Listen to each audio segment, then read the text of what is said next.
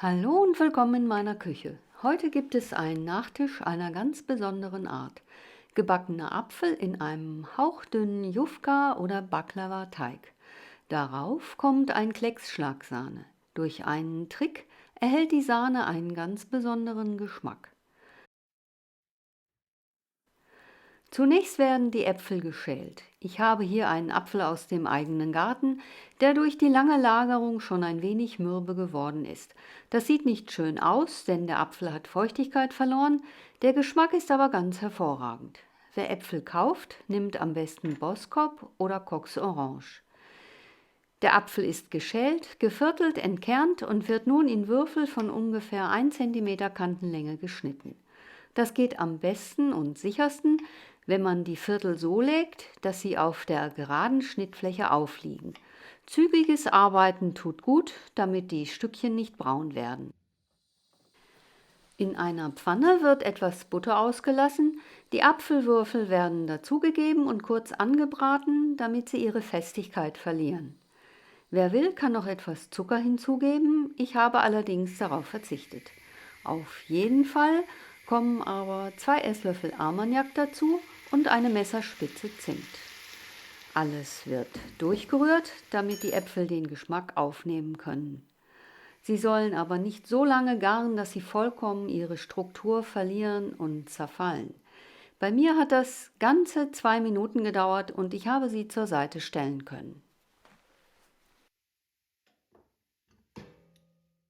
Nun lasse ich die Butter schmelzen. Ich benötige sie zum Einstreichen der Teigblätter. Das ist der Filoteig oder besser die Filoblätter. Man findet ihn in türkischen Spezialitätenläden oder im Supermarkt beim Blätterteig, in der Ecke, wo auch die Gnocchis und Tortellini zu finden sind. Je nach Größe benötigt man 1 bis 2 Blätter pro Portion. Man sollte möglichst Quadrate haben. Das Rechteck habe ich längs halbiert und dann gedrittelt. Leider hatte ich einen Knick in der Optik und die Stücke sind nicht übermäßig gleichmäßig geworden. Deswegen fange ich jetzt aber nicht nochmal von vorn an, so etwas passiert und man muss sich damit arrangieren. Das ist eine kleine Tartelettform, die ich gebuttert habe. Sie hat ungefähr 8 bis 10 cm Durchmesser. Sie wird nun mit 4 dieser kleinen zurechtgeschnittenen Filoteigblättern gefüllt. Jedes einzelne Blatt wird mit der geschmolzenen Butter eingestrichen. Vor allem die Ränder sollten sorgfältig bepinselt werden. Auf das erste Blatt kommt ein zweites, es wird aber ein klein wenig versetzt gelegt, so dass die Ecken nicht übereinander liegen. Das nächste Blatt wird ebenfalls mit Butter bestrichen und so weiter. Zwischendurch kann man auch noch etwas Zucker auf die Blätter streuen. Wie viel man da nimmt, muss jeder selbst entscheiden, denn Zucker ist nicht wirklich gesund. Wichtig ist, dass die Ecken immer schön frei liegen. Die 4 Blätter gebe ich jetzt in eine Form und drücke sie vorsichtig in die Vertiefung. Dort hinein gebe ich etwas von der vorbereiteten Apfelmasse. Jetzt werden noch 2 weitere Filoteigblätter mit Butter bestrichen, eventuell noch mit Zucker bestreut und versetzt auf die Äpfel gelegt. Darauf kommen nochmals ein paar Apfelstückchen, aber weniger als vorhin. Und dann werden die überstehenden Teigecken in das Zentrum der Form zurückgebogen und ein klein wenig angedrückt. Und es soll ruhig, total chaotisch aussehen. Man kann die Ecken eventuell noch mit etwas Zucker bestreuen und mit der flüssigen Butter bestreichen. Wenn euch mein Video gefällt, abonniert doch bitte meinen Kanal.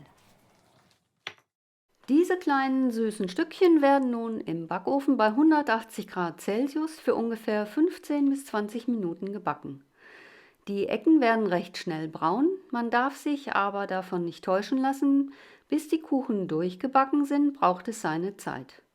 Nach dem Backen habe ich die Kuchen in der Form etwas auskühlen lassen und die Zeit genutzt, Sahne zu schlagen. Die Sahne habe ich zunächst angeschlagen. Wenn sie anfängt fester zu werden, gebe ich einen halben Teelöffel Honig dazu. Das gibt einen ganz besonderen Geschmack und ist etwas gesünder als Industriezucker. Dass der Honig fest ist, macht nichts, er löst sich beim weiteren Schlagen der Sahne auf. Mit einem Versatzspachtel nehme ich das Gebäck aus der Form, möglichst ohne sie zu zerkratzen. Ein Teigschaber geht wohl auch. Jetzt wird alles noch mit etwas Puderzucker bestreut und obenauf wird ein Klecks Schlagsahne gegeben. Und nun gibt es nicht nur ein leckeres Dessert, es ist auch recht ansehnlich. Die Teigecken sind knusprig und die Äpfel sind noch warm, weich und süß. Abgerundet wird alles durch die Schlagsahne, die im Mund alle Zutaten wie Äpfel, Armagnac und Zimt zu einem Gesamtkunstwerk verbindet. Ich hoffe, ihr probiert diesen Nachtisch einmal aus. Er ist ein echter Hingucker. Zutaten und Mengenangaben findet ihr wie immer unten in der Beschreibung. Und wie immer viel Spaß beim Nachkochen und guten Appetit!